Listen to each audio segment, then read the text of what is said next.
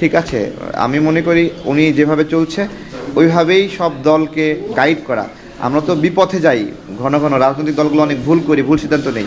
এই জায়গা থেকে উনি হলো উপর থেকে দেখেন পাখির চোখের দৃষ্টিতে, উনি দেখেন ইলিয়াস ভাই দেখেন, মাহমুদুর রহমান স্যার দেখেন। আসসালামু আলাইকুম প্রিয় দর্শক শ্রোতা, বাজারে আসলো পিনাক্ষী দাদার নতুন দল।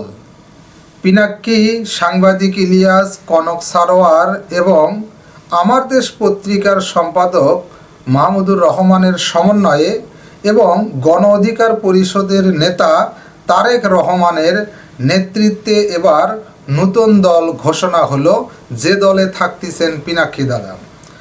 গুরুত্বপূর্ণ তথ্য আছে এই ভিডিওতে, চলুন ভিডিওতে বিস্তারিত দেখে আসি। ভাই, আপনারা যে দুই দলে বিভক্ত, আগে ছিলেন গণ অধিকারের দুইটা পক্ষ ছিল, এখন আপনারা স্ব দলে চলে আসছেন। প্রশ্ন হচ্ছে, আপনারা কোনো কি চাপের মুখে দল পরিবর্তন করলেন বা নাম পরিবর্তন করলেন? আমরা তো একটা চাপ অনুভব করছিলাম, পাশাপাশি দুটা দল একই নামে কাছাকাছি নামে আমরা অনেকবার হামলার শিকার হয়েছি আমাদের ভাইদের দ্বারা। তারপরে নিবন্ধন কেন্দ্রিক একটা জটিলতা যখনই আমরা এটা করছিলাম, তখনই আমাদের ভাইরা সেটা বাধাগ্রস্ত করছিলেন। এরকম একটা চাপ প্রেশার ছিল, সেখান থেকেই আর কি পরিবর্তনের সিদ্ধান্ত নেওয়া, যে আমরা দেশের জন্য যে কাজ করার চেষ্টা করি, আগ্রাসন বিরোধী লড়াই, সামগ্রিক কর্মসূচি, এই সব কিছু মিলিয়ে একটা বিবাদ থেকে বেরিয়ে, নামকেন্দ্রিক বিবাদ কেন করব, লড়াইটা করব দেশের জন্য, ঠিক আছে। নাম নিয়ে খোঁচাখুচি এগুলো আমরা অনেক পেরেশানি হচ্ছিল, সেখান থেকে অনেকটা বাধ্য হয়েই আমরা আমজনতার দল এই নামে নামকরণ করলাম। আরেকটি প্রশ্ন হচ্ছে, সেটি হচ্ছে আমরা শুনতে পেলাম পিনাকি ভট্টাচার্য নাকি আমজনতা নামটা পছন্দ করে দিয়েছে, এই বিষয়ে যদি পরিষ্কার করতে। জি, আমরা আমাদের সমাজের স্টেক হোল্ডার যারা সুধীজন তাদের কাছে বলেছি আমরা নামটা পরিবর্তন করতে চাই, আপনারা এটা সমর্থন করেন কিনা।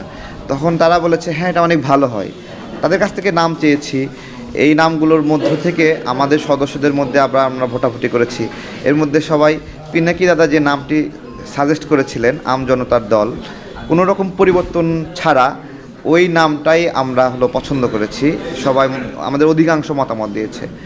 আমরা এখনো কোনো আপনাদের দলের লোগো বা কোনো মার্কা দেখতে পাচ্ছি না। আমরা কেবল শুরু করলাম, আমাদেরকে একটু সময় দেন, আমরা আস্তে আস্তে সাজাই।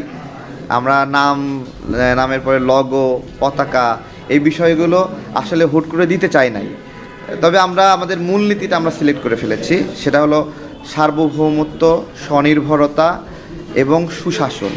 আর আমাদের স্লোগান হলো স্বনির্ভর অর্থনীতি, সুশাসনে সমৃদ্ধি। এটাকে আবৃত করে আমরা চিন্তা করছি লগোটা কীরকম হবে, পতাকাটা কীরকম হবে, একটু ভাবি, আমাদের সুযোগ দেন কিছুদিন। আচ্ছা তারেক ভাই, যেহেতু নির্বাচনের একটা আবহাওয়া তৈরি হয়ে গেছে, আপনাদের নির্বাচন কেন্দ্রিক কোনো চিন্তাভাবনা আছে কিনা? আমরা আসলে আমাদের বিগত রাজনৈতিক কার্যকলাপে কোনো নির্বাচনী ক্যাম্পেইন আমরা করিনি, আমাদের মার্কা ছিল না, এই জন্য নির্বাচনী ক্যাম্পেইন করা হয়নি। আবার আমরা আসলে অতটা আগ্রহীও ছিলাম না। আমাদের মূল জায়গাটা ছিল ভারতের আগ্রাসন বিরোধী লড়াই করা, এই বিষয়গুলো মানুষের সাথে কাউন্সেলিং করা, কথা বলা এবং গ্রাম থেকে গ্রাম পর্যায়ে লিফলেট পৌঁছায় মানুষকে কিছু একটা জানানো যে আমরা কেন এই আগ্রাসন বিরোধী লড়াই করছি, সে ভারতীয় পণ্য বর্জন করলে কি বর্জন করবে, কোন কোন দেশীয় পণ্য অ্যাভেলেবল আছে। আমরা এই দেশকে স্বনির্ভর করার কিছু একটা প্রজেক্ট, এগুলো নিয়েই ব্যস্ত ছিলাম। নির্বাচন কেন্দ্রিক কার্যক্রম আমাদের করার সুযোগ হয়নি ওইভাবে। আপনারা কি তাহলে স্বেচ্ছাসেবী এক ধরনের সংগঠন হিসেবে? না, আমাদের এটা রাজনৈতিক একটা শক্তি, আমজনতার দল পূর্ণ রাজনৈতিক শক্তি হিসেবে দেশের জন্য আগ্রাসন বিরোধী লড়াইয়ের সামনে আগায় যাবে। আমি আবারও বলছি, এটা কোনো সামাজিক সংগঠন, স্বেচ্ছাসেবী সংগঠন না। আমরা আগ্রাসন বিরোধী লড়াই করে রাজনৈতিক দলগুলোকেও প্রেশার ক্রিয়েট করতে চাই যে আপনারাও এই বিষয়ে আপনাদের লড়াইকে আগ্রাসন বিরোধী লড়াইয়ের সাথে মিলাই ফেলেন। সামনে নির্বাচনে অংশগ্রহণ করার আপনাদের ইচ্ছা আছে কিনা? আমাদের অনেকে অংশগ্রহণ করবে, আমরা কথাবার্তা বলেছি, এটা আলাদা বিষয়। আমাদের তো এখন নিবন্ধনই নাই, আপনারা দোয়া করবেন যেন আমরা নিবন্ধন পাই। আমি জানি না যে দেশের অপরাপর যে কয়টি সংগঠন ফাংশন করছে, নিবন্ধিত অনিবন্ধিত, আমাদের কার্যক্রম আপনাদের কাছে চোখে পড়ে মনে হয়, বা আমরা একটা দল হিসেবে হয়ে উঠছি কিনা, দল হিসেবে বলা যায় কিনা, এটা আপনারা বিচার করবেন যে আমরা একটা দলের মতো ফাংশন করি কিনা, আমাদের দলীয় অস্তিত্ব আছে কিনা। ওই অনুযায়ী রাষ্ট্রের কাছেও আমরা বলবো, আবেদন জানাবো যে আমাদেরকে নিবন্ধন দেন, আমরা দেশের জন্য কাজ করতে চাই। আমাদের প্রতিনিধিরা সংসদে যাবে, আগ্রাসন বিরোধী লড়াইয়ের কথা সংসদেও আমরা বলতে চাই। আচ্ছা তারেক ভাই, গণ অধিকারের প্রথম আহ্বায়ক হচ্ছেন রেজা কিবরিয়া, উনি আপনাদের আমজনতার সাথে কাজ করবেন কিনা বা এই ধরনের কোনো আশ্বাস আছে কিনা, বা উনি আপনাদের সাথে থাকবেন কিনা, এই বিষয়ে যদি কিছু বলতেন। ডক্টর রেজা কিবরিয়া স্যার আমাদের যখন বিভক্তি হলো সেই বিভক্তির সময়ে তাকে অনেকভাবে সামাজিকভাবে হ্যারাসমেন্ট করা হয়, সাইবার বুলিংয়ের শিকার হয় উনি এখনও এই সাইবার বুলিংয়ের শিকার হন। কিন্তু ব্যক্তিগত পর্যায়ে আমরা ওনার মাঝে কোনো অসততা, চৌর্যবৃত্তির লক্ষণ এগুলো দেখিনি। উনি একটা ভালো পরিবারের মানুষ এবং আমাদের সঙ্গে ছিলেন, এটা আমাদের জন্য সৌভাগ্য। আমাদের দলকে অন্য লেভেলে রিচ করার জন্য উনি হেল্প করেছিলেন, এটা স্বীকার করতে হবে। উনি এই মুহূর্তে আপনার উনি রাজনীতি থেকে দূরে আছেন। হ্যাঁ, আমাদের পরামর্শ দেন, বিভিন্নভাবে সাজেস্ট করেন কী করতে হবে না করতে হবে, উপদেশ দিচ্ছেন, আমরা সেগুলো শুনছি।